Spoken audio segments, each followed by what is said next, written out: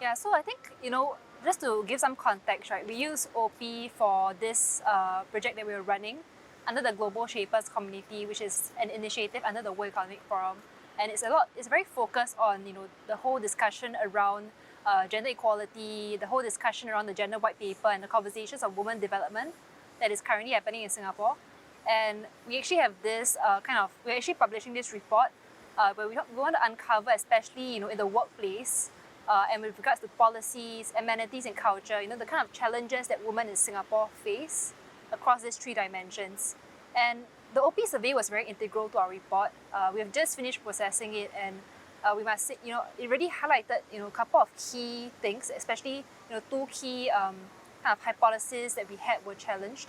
So first one was that, we came up with a lot of different kind of statements in the OPPi survey that we thought will be ubiquitous and that everyone would agree, such as, parental leave should be lengthened and, this should be something that's standardized across different organizations, or that amenities in the office should be improved and they are not sufficient, and so on and so forth, which we thought, definitely, there will be full consensus on this kind of topics. But what the OPPi survey highlighted to us was very interesting.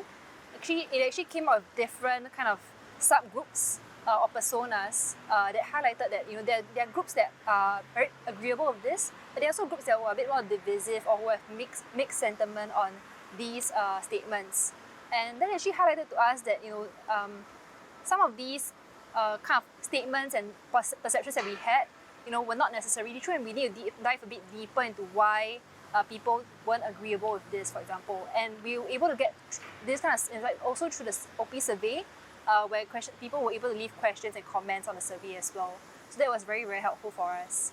And I think the second thing that was very helpful for us in this survey was that, initially we actually had used other survey tools before, just to collect data. But the thing about OPPi survey was that it was very helpful to, in helping us identify, all of these different kind of analytics and tools that we can use to kind of look at the different populations. And one thing we found out, across these different populations was that there is a lack of standardization across many of these different topics. So for example, when it came to things such as policies, when we talk about maternity and paternity leave, we typically see, and we didn't know this before, but we typically see that larger organizations with more than 100 employees, for example, they typically, follow more of the kind of mandatory requirements of, say, 4 months or 2 weeks, right? Whereas we see that smaller SMEs or, startups and companies, right, they typically, tend to be a bit less standardized. So we actually see a very huge divergence there.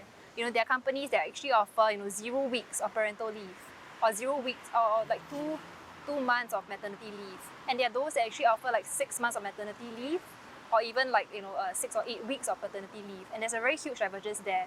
And I think what this highlights to us is that there's also an opportunity for us to kind of standardize and at least set minimum levels and enforce minimum levels for some of these policies, which is actually very important if we're talking about gender equality.